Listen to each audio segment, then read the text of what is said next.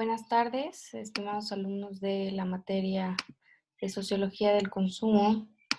El día de hoy vamos a estar entrando ya al tercer parcial. Mm,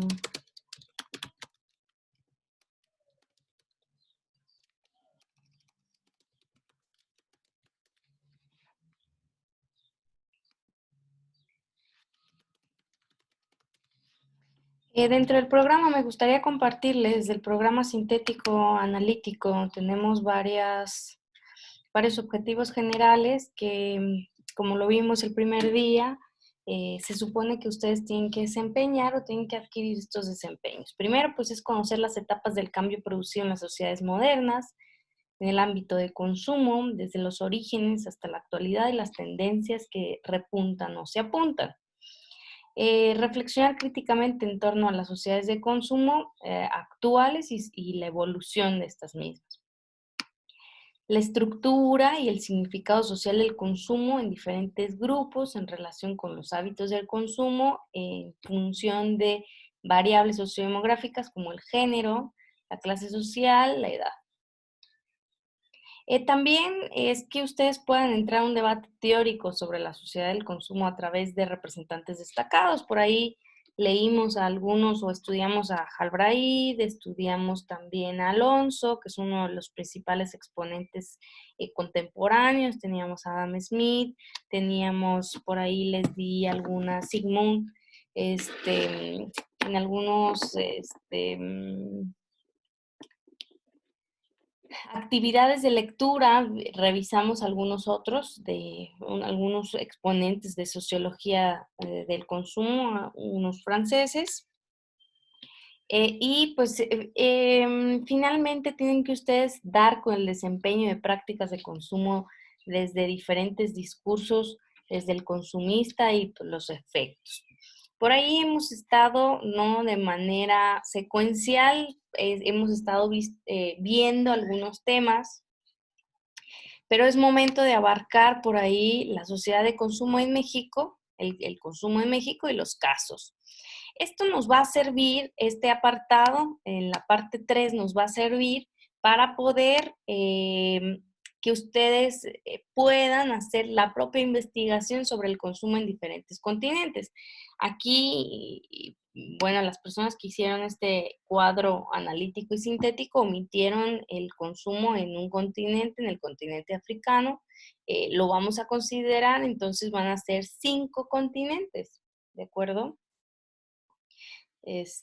Por ahí para que lo consideren, ya les dejé una actividad en el OneNote sobre, pues que ustedes pudieran ver un video de cómo se evalúan los indicadores de consumo en otros lugares y pues hacer equipos de 5 personas, ¿no? Es importante hacer los equipos, pueden ser los equipos del producto siempre y cuando consideren las 5 personas.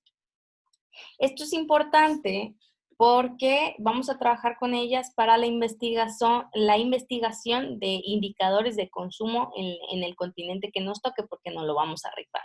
¿De acuerdo? Bien. Sobre el consumo en México, a mí me gustaría que todos investigáramos sobre el consumo en México, específicamente cómo podemos darnos cuenta del consumo en México. Yo aquí googleé hábitos de consumo en México, INEGI, porque pues, es nuestro principal exponente en la cuestión de indicadores. Y me di a la tarea, porque es una cosa que no he estudiado en varias ocasiones, cuáles son los indicadores de consumo, tanto macroeconómicos como microeconómicos, que nos puede dar un referente sobre México. Si bien el Producto Interno Bruto está relacionado con algunos de estos indicadores, no son todos, ¿de acuerdo? Y no reflejan cómo se encuentra el consumidor nacional, qué es lo que consume, cuánto dedica al consumo y algo que interesa muchísimo en el consumo es el no consumo, que en este caso es el ahorro, ¿de acuerdo? Entonces, estamos hablando que son varios indicadores. Para esto, yo puedo irme al INEGI, si se fijan, nos vamos a inicio, lo podemos buscar desde la URL del INEGI. esta URL no tiene nada que ver. Vamos a quitarla. Nos podemos ir a la liga de INEGI en general. Y si se fijan, pues bueno, está una tasa de inflación, eso lo tuvieron que ver en macroeconomía, el Producto Interno Bruto en cuestiones trimestrales, la desocupación es muy importante también para la cuestión del consumo y el ahorro, el gasto promedio también es importante, pero en este caso, si se fijan, aquí están todas las temáticas referentes a indicadores sobre cada una de estas. Como nos interesa mucho sobre el indicador de consumo, o los indicadores que componen al consumo, porque no hay solo uno, sino son una suma de indicadores, nos vamos a ir a hogares y viviendas. Por acá yo ya los tengo descargados. Ahorita se los muestro.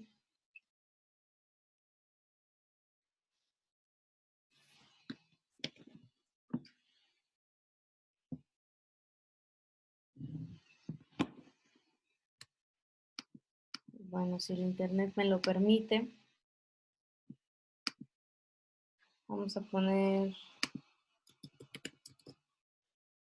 consumo en México, INEGI, otra vez. El consumo privado,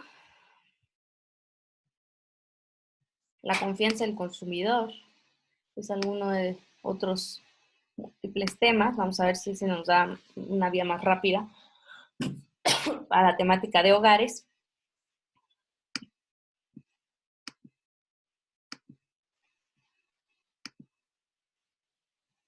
Pues bueno, no, esto no está muy lento.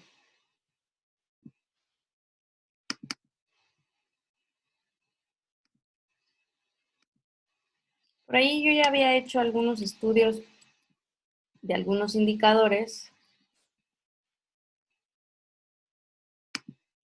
y uno de los principales indicadores que esto lo pueden sacar de INEGI, les digo, hasta allá.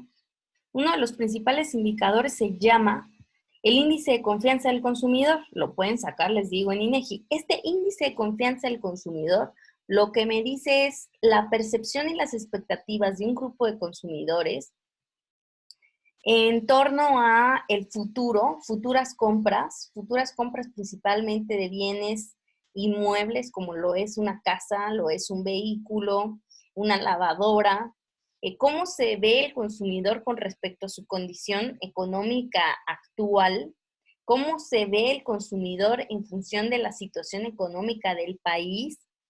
Y si, cómo se ve su situación económica en un año, ¿de acuerdo? Que es una cuestión un poco de que el consumidor haga el ejercicio de prospectiva de cómo se ve en un año. Y esto lo que hace es que cuestiones cualitativas como la percepción y las expectativas las vuelve numéricas, este índice, y me da, por ejemplo, acá, en este caso es un indicador desde el 2001 que se creó la Encuesta Nacional del Consumidor, ENCA, y que de ahí se desglosa o se desarrolla el índice de confianza del consumidor. Es un indicador que se da mensual. A ver. Bien. Y por ejemplo, aquí vemos desde el 2001 que se empezaron a tomar las muestras. Es diciembre, noviembre, mayo, aquí están, bueno, yo las he desfasado un poco, pero son mensuales, ¿de acuerdo? Y pues el promedio mensual me da una cuestión anual, un indicador anual sobre confianza del consumidor. Por ejemplo, aquí, si se fijan, en el 2020 tenemos un cuadro de confianza del consumidor de menos del 50. Este valor está puntuado entre 0 y 100. Hay algunos, en todas, si ponemos el ejercicio de mi máximo, mi número máximo en este indicador,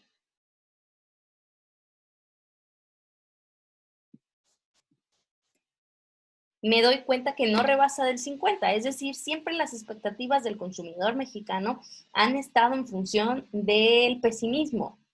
Por lo tanto, el consumidor mexicano tiende a no gastar tanto. A lo mejor pudiéramos una perspectiva de no tanto gasto y más ahorro por esta cuestión de que no tiene una confianza plena en el consumo en función de la situación económica y en función de cómo se considera la condición económica del país. La condición propia, la condición del hogar y la condición del país son de las preguntas que formulan el índice de confianza del consumidor. ¿Por qué? Porque me da una percepción, cómo ando yo en mis finanzas personales, cómo está el hogar en las finanzas personales y cómo está el país en las finanzas o en la economía, en la situación actual, en la situación futura, y si en algún momento existe la posibilidad de que algún integrante de mi hogar realice compras de inmuebles que llevan a un gasto mayor, como lo es una televisión, una lavadora, aparatos electrodomésticos o cualquier algún bien inmueble, casas, carros. Entonces, ¿cómo está mi poder adquisitivo? ¿Cómo lo siento yo? Evidentemente, este índice de confianza del consumidor es complementario y no nos puede hablar necesariamente o únicamente este indicador nos puede hablar del consumo como tal. Solo nos da la confianza, que evidentemente en conjunto con la inflación, en conjunto quizás con el ahorro bruto, o en conjunto con el gasto mensual o con el empleo o desempleo, y a lo mejor con el poder adquisitivo que tienen los mexicanos, me complementa una panorámica de cómo está el consumo en México. ¿De acuerdo? Evidentemente, por todos estos indicadores de inflación, de un Producto Interno negativo, una confianza del consumidor baja, una alta en el desempleo, una baja en nuestras reservas, una alta en las tasas de, las tasas de intereses, que es el TIE, me van a dar a lo mejor, probablemente y a grandes rasgos, una condición de retracción, que quiere decir, de retracción en el consumo, que quiere decir en términos de consumo, ahorro en los mexicanos. Y por lo tanto, en estos momentos, muy posiblemente se va a detener el consumo en muchos sectores, que me va a dar una condición de que hay poco dinero en pues moviéndose, ¿no? Circulando, ¿no? Entonces, por lo tanto, cuando no hay consumo, pues vemos que hay una actividad de retracción en el consumo, en las compras. Por lo tanto, en los negocios y por lo tanto en la producción de los sectores. Un sector muy impactado, pues es el sector de los restaurantes, el sector turístico y el sector del comercio. Entonces, vemos que el sector de servicios, en este caso, por la cuestión de la retracción en el consumo, va a ser, pues, probablemente que uno de los sectores con más impacto por esta cuestión de la pandemia. Entonces, todo esto se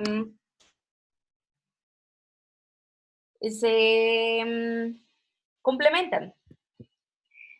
Y evidentemente salen las series estacionales. Hay un documento muy importante que dicen, sí, es cierto que nosotros, los mexicanos, no hemos tenido una buena percepción del consumo en general. Si se fijan, no hemos rebasado los 50 puntos en la confianza del consumidor, lo que nos hace tener una confianza eh, pues negativa, o a lo mejor no negativa, sino una confianza pesimista en la cuestión del consumo y de la situación económica del país, lo que también ayuda a desalentar inversores o inversionistas externos o internos en esta cuestión. Si el inversionista ve una poca,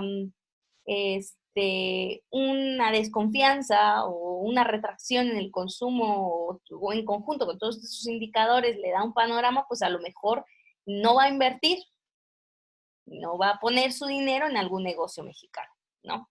Entonces, ojo por allí. Lo que yo quiero es que podamos hacer esto en la cuestión numérica, en la cuestión de indicadores, porque ahí ya se abrió. Confianza del consumidor, si se fijan, en enero, que es un mensual, bajó. Encontramos un punto muy alto, de casi 50 en enero, iniciando el año, a pesar de que ya veíamos que muy lejano veíamos esta cuestión de la pandemia y a lo mejor no lo veíamos que iba a llegar a nuestro país. Entonces, si se fijan, ha bajado.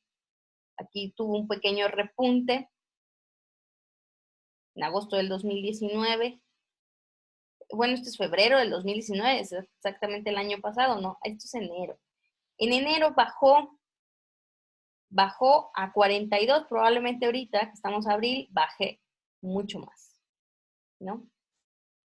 Este ha sido el mayor histórico desde que hemos tenido el indicador. Si se fijan, empezamos en el 2006, por acá en el 2009 hubo una crisis, la crisis del 2009, también ubicada en me parece que fue la pandemia también de la influenza. Y si se fijan, bajó también el índice de confianza del consumidor, hubo una retracción, aquí hubo un pequeño repunte de 35.7, pero bajó casi 10 puntos, ¿no? Se fue normalizando, se fue normalizando. Aquí hubo en el 2018, si se fijan, un cambio de gobierno. También tenemos que ver una cuestión histórica para tratar de entender un poco estos indicadores, por qué bajan, por qué suben, por qué se retraen, por qué aumentan, por qué sus cambios. A lo mejor el consumidor en general tenía grandes expectativas. En el 2019, en febrero, también fue su máximo histórico, les reitero. La tendencia del ciclo es de 45.9 y la serie desestacionalizada del indicador es 48.5 puntos. Y pues aquí ya hemos bajado y vamos a bajar, según yo tengo estimado.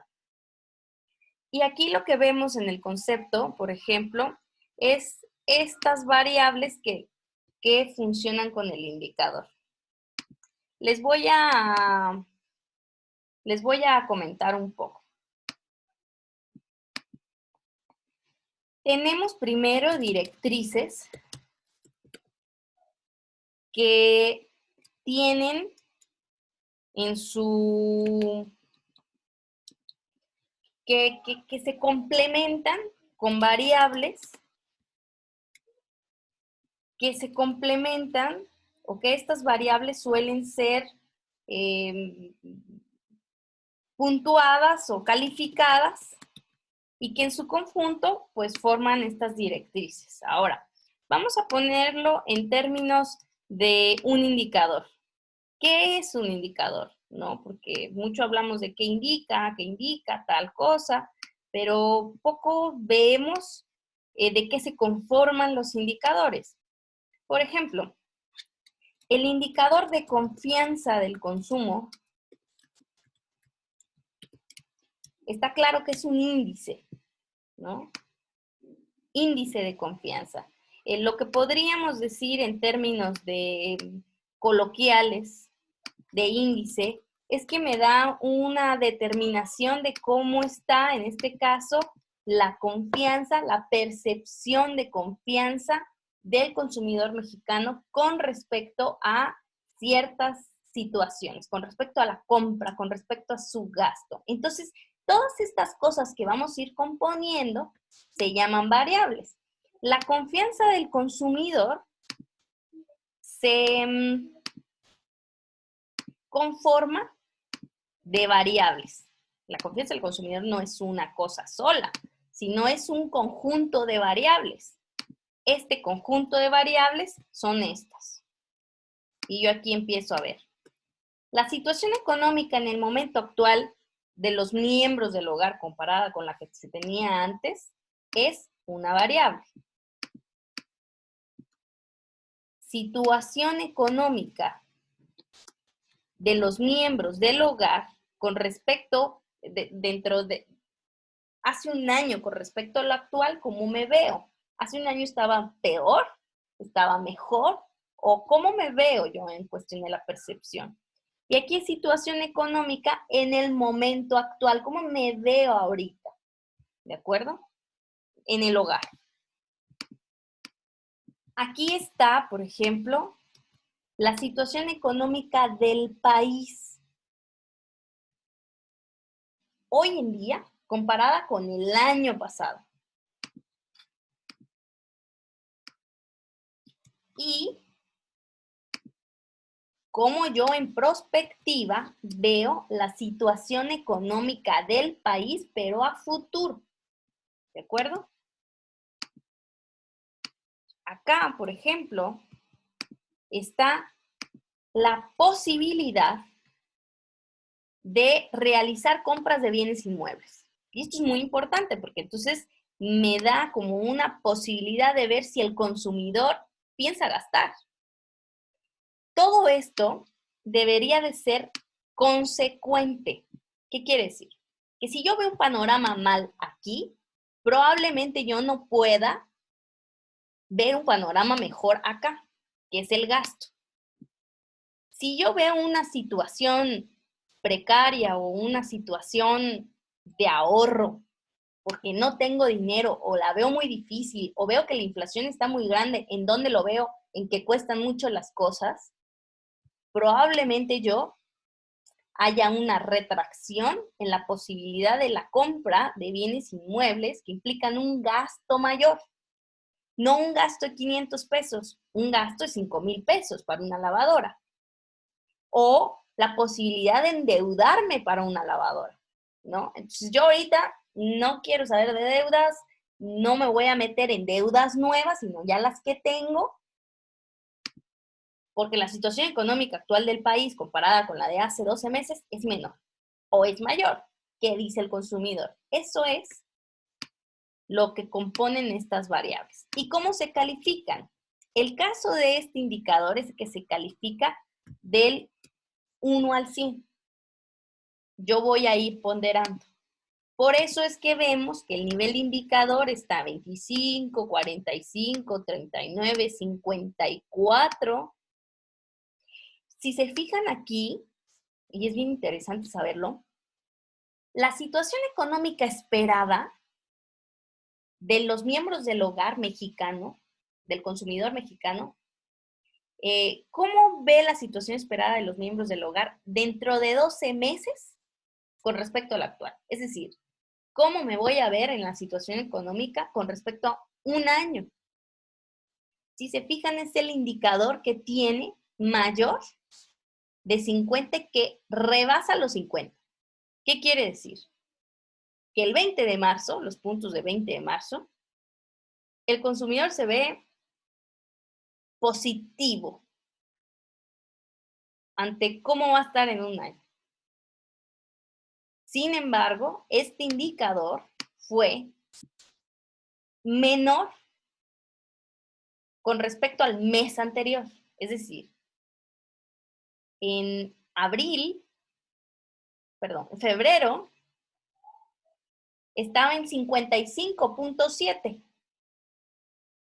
Bajó a cómo se va a ver en un año este consumidor. Y probablemente siga bajando porque se va a poner más fea la cosa, ¿no? Dicen por ahí los estudiosos de la economía. La diferencia en puntos con respecto al mismo mes del año anterior, menos 4,5. ¿Qué quiere decir? Que en el 2019, en marzo del 2019, esto estaba en 58, casi 59 puntos. Es el indicador más alto. ¿Cómo se ve el mexicano a futuro con respecto a su situación económica? Siempre hemos tenido como ese cliché de ser propositivos, ¿no? ¿Cuál es el más bajo? la posibilidad de compra. El consumidor ve y siente la inflación, como yo les decía, y se refleja en la confianza del consumidor.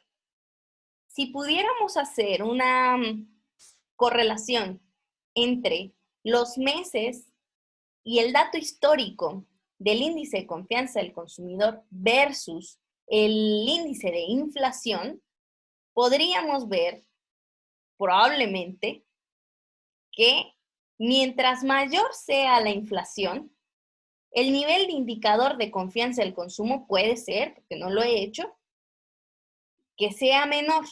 ¿Qué quiere decir? Que mientras más le cuesten las cosas al consumidor, menos confianza para consumir va a tener. ¿De acuerdo? Este es importante. Evidentemente, y les reitero, este indicador es complementario, no se usa solo. Para dar una situación panorámica de un país, este indicador de confianza del consumidor es complementario. ¿Con qué lo puedo complementar? Bueno, lo puedo complementar con el ingreso y gastos de los hogares.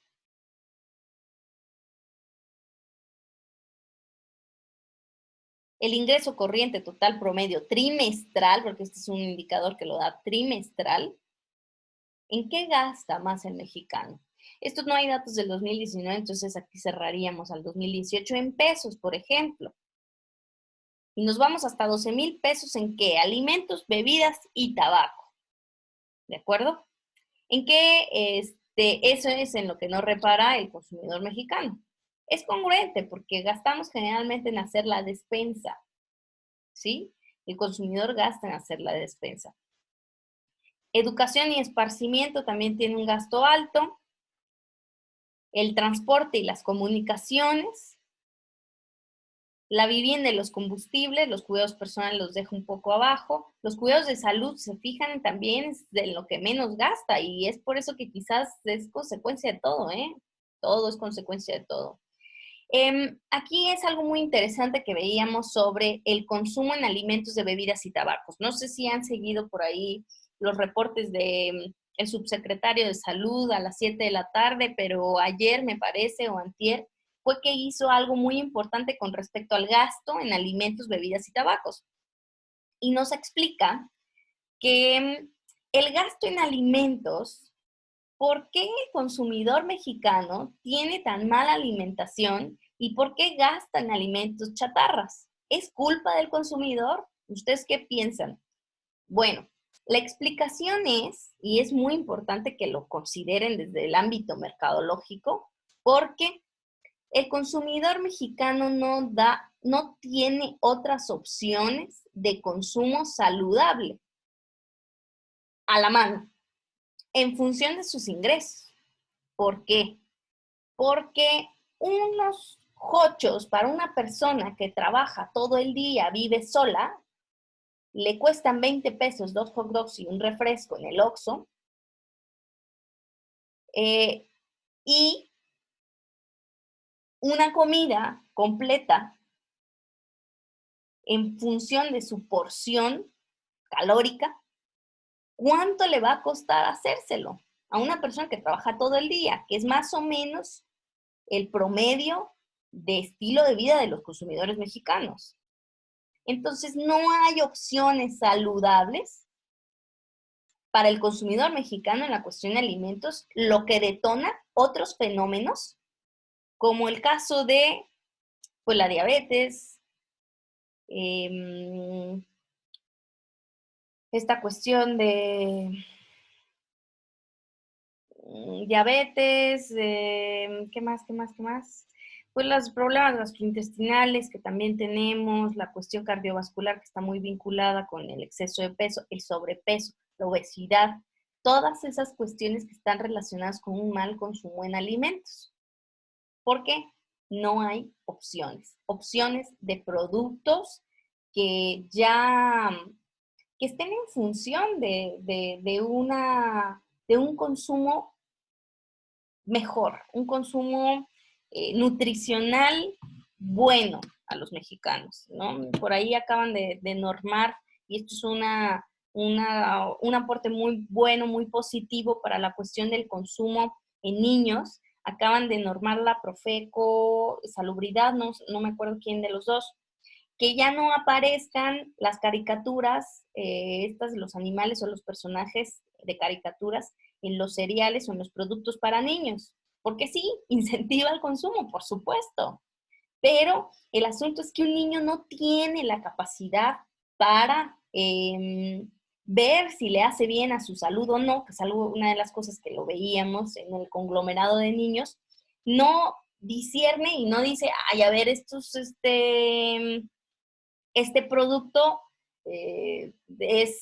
tiene alto sodio. El niño no dice eso. O tiene alto en glucosa, o tiene alto en grasas saturadas, ¿no? O tiene, no lo dice.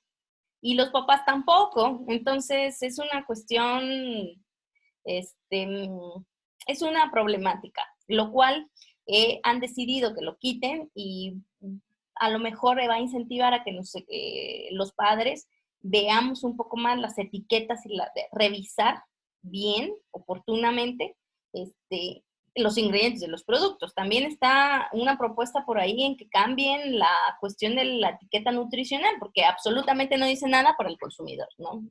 No tiene tiempo para revisarlo en el momento de hacer el súper, ¿de acuerdo? Y los alimentos que sí tienen estos complementos nutricionales o que fomentan mucho la buena nutrición, pues son muy caros. Y para la cuestión nutrimental o para la cuestión del gasto en mexicano, pues es inalcanzable. Lo resumo en una palabra o en una frase. No como bien, no porque no quiera, sino porque no me alcanza para comer bien. Uno, no sé comer bien y no tengo tiempo para comprarme un buen alimento. ¿De acuerdo? Entonces, eso también, la poca oferta, el precio muy por arriba del gasto promedio de consumo en alimentos, genera otras cuestiones sociales, como todas estas enfermedades de índole que desarrollan el sobrepeso y la desnutrición. La desnutrición, por supuesto que también va encaminada a una mala nutrición, no quiere decir que estés flaquito, ¿no? Es una mala nutrición. Y también desarrolla muchos otros problemas, leucemia, etcétera. Entonces, por ahí, el gasto corriente monetario, en qué gastan los alimentos, en qué tipo de alimentos son lo que gastan los mexicanos, también es muy importante verlo. Esto lo pueden encontrar en indicadores de salud.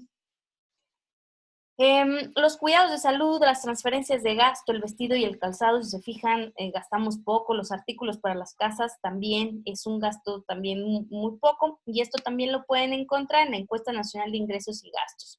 ¿Dónde puedo hallar más elementos que me ayuden para la reflexión sobre el consumo en México? Nos vamos a publicaciones, y si se fijan, aquí viene la Encuesta Nacional de Ingresos, el instrumento como tal, en el 2019, los criterios de validación, por qué es válida esta encuesta, la descripción de la base de datos, el diseño muestral, toda la cuestión técnica, el documento operativo del campo, y por acá debe de haber, este es el diseño operativo, viene bueno, también uno para el ingreso, para el Distrito Federal, cuando era Distrito Federal, ahora es Ciudad de México. Bueno, vamos a darle clic en la Encuesta Nacional de Ingresos y Gastos, la nueva serie, los criterios de validación, y se encuentran con, no veo aquí las respuestas, ¿no? Porque a veces viene como un informe técnico.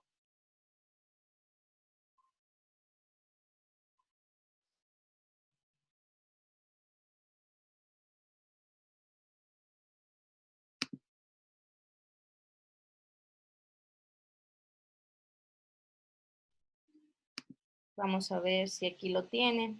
Por ahí es cuestión de buscarlos, ese es del 98. Es un PDF, se lo descargan. Si quieren, retoman las notas más importantes. Y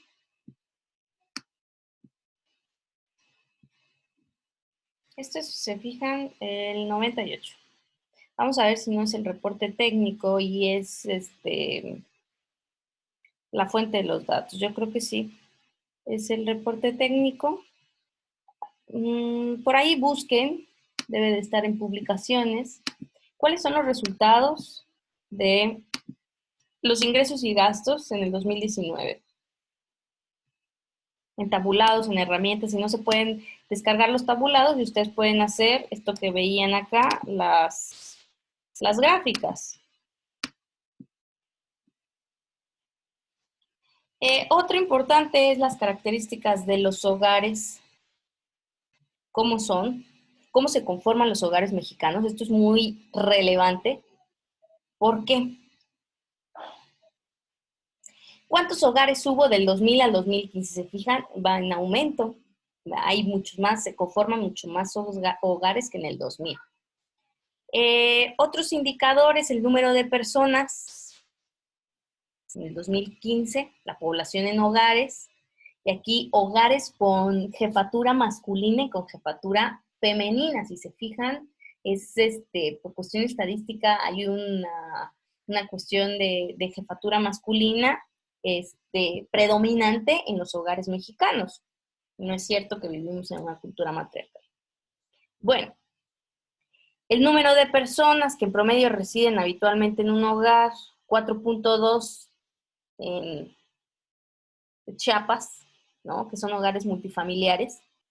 Por acá estamos San Luis Potosí, tenemos 3.8. Cuéntense cuántos somos en el hogar y hagan un promedio, probablemente debe ser entre 3 y 4, ¿no? ¿Quién tiene menos? 3.4, podrá ser 3 a 4 personas igual, ¿no? Todos rondan en eso. Yo creo que quien tiene más de 4 pues es Chiapas. Hogares y por tipo de hogar, ¿no? Esto es muy importante, un hogar compuesto y cómo es un hogar compuesto, un hogar ampliado, un hogar nuclear. El hogar nuclear, me parece, si no me equivoco, es papá, mamá y hijos, ¿no? El hogar ampliado son papá, mamá, hijos. Y el hogar compuesto, ya no recuerdo muy bien ahí, revísenlo por favor. Monoparental, biparental, ¿cuántos otros, no? Papás tienen? En el biparental predomina con un 53.8, significa también que en el 18.8% tenemos a familias de solamente un papá. Y otros que pueden ser, a lo mejor, no sé, papá, mamá y abuelitos o tal, el 28.1%, que va también muy en consecuencia al hogar multifamiliar. El porcentaje de hogares familiares también lo podemos ver y los hogares unipersonales. Bueno, esto nada más es para que vean cómo se conforma el hogar. Y cuando hablemos de confianza en el consumidor con las preguntas respecto al hogar, veamos que pues, cómo se conforman estos hogares. ¿A qué me refiero por hogar? Se me pasó algo muy importante en el ingreso de gastos.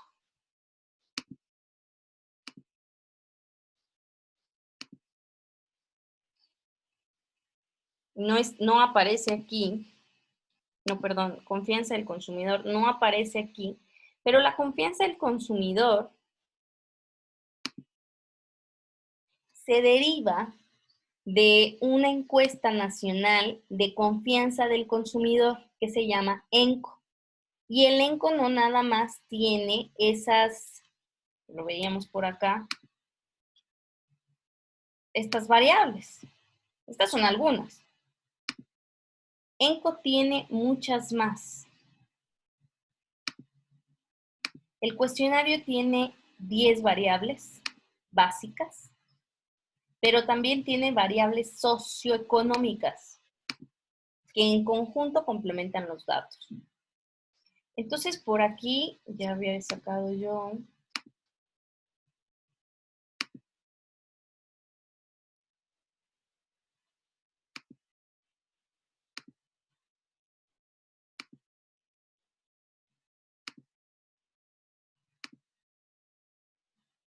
Me parece que es este. Es importante que por ahí se metan a buscar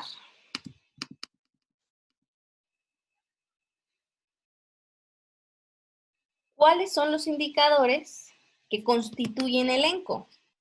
Todos estos indicadores son los que constituyen elenco. Revísenlos, descárguenlos. Si se fijan, para un poco de historia sobre este indicador, empiezan las 7 preguntas, perdón, que habíamos visto, las 5 más otras que habíamos visto, empiezan desde el 2001. No me acuerdo si fue el sexenio de Fox, creo que sí, en el 2001, quien elaboró este índice de confianza del consumidor. Este índice no es solamente exclusivo para la comunidad mexicana, para el país mexicano. Este índice lo hace un economista, sociólogo, psicólogo, Catona, que habla sobre incorporar a los índices macroeconómicos un indicador de índole cualitativo para conocer un sondeo de la perspectiva del consumidor en referente al gasto, ¿no? Y su proyección en el hogar. Entonces, muchos críticos puristas de la economía dicen que este indicador pues, no sirve porque es una percepción, porque es una expectativa. Sin embargo, se ha comprobado en elementos científicos del área económica que este indicador, en conjunto con otros, como lo es inflación, el índice de consumo privado, el ahorro bruto, las tasas de interés, de la morosidad, entre otros, sirve como complementario y ayuda. Uruguay lo hace, Colombia lo hace, evidentemente Estados Unidos lo hace. Bueno, por ahí les voy a pasar un articulillo sobre el índice de confianza del consumidor en muchos otros lugares. Es importante que lo consideren porque esto lo tienen que buscar y tropicalizar el índice de confianza del consumidor en el país que les toque, en el continente, del continente que les toque. ¿De acuerdo? Entonces hay que buscar el índice de consumidor en otro lugar para ver cómo andan y sondear. Si se fijan, el índice del consumidor, si bien se compone por estas 7, que son las premisas importantes, las variables importantes, hay otras complementarias, otras 4 complementarias, que no empiezan desde el 2001, sino desde el 2003. O sea, tuvieron que pasar 3 años de desfase para que 3 indicadores se añadieran. ¿Qué es cuál? ¿Considera usted que durante los próximos 12 meses van a salir de vacaciones? ¿Considera actualmente las posibilidades de ahorro por alguna parte de sus ingresos? ¿Es posible ahorrar o no? ¿O está hasta el cuello de deudas? También es importante. ¿Es posible ahorrar dentro de 12 meses comparado con las actuales? ¿Cómo ve la cuestión del ahorro? ¿Sí? Bien. Entonces, por ahí está la opción que se le descarguen. Yo aquí hice un análisis muy sencillo que les pido que cada indicador que vayan descargando, yo por aquí tengo elenco, también descargué para la cuestión del estudio de la sociología, también me descargué el índice nacional de precios al consumidor, luego les digo qué vamos a hacer este ejercicio, el porcentaje del PIB anual, la inflación, por ahí después ya con esto saqué varios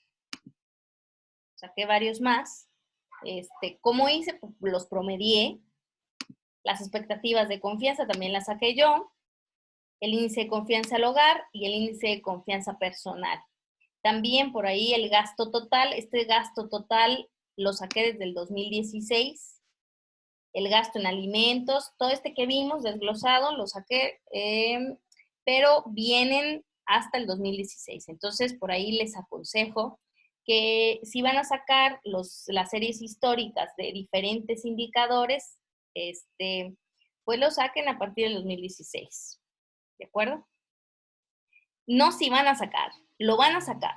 Entonces, traten de hacerlo del 2016 porque si no, no va a haber manera de poder cruzar información, que es lo que vamos a hacer en el ejercicio posterior, después, ¿no? Entonces, empecemos con el índice de confianza del consumidor. Consíganse el ENCO. Son 15 preguntas, perdón, no son 11, son 15 preguntas las que lo conforman. Y háganlo desde el 2016. Por aquí yo bajé la serie mensual. Hice un ejercicio de estadística descriptiva muy sencillo. Es el máximo, el mínimo, el promedio. La varianza no la saquen. O bueno, me sirve más desviación estándar.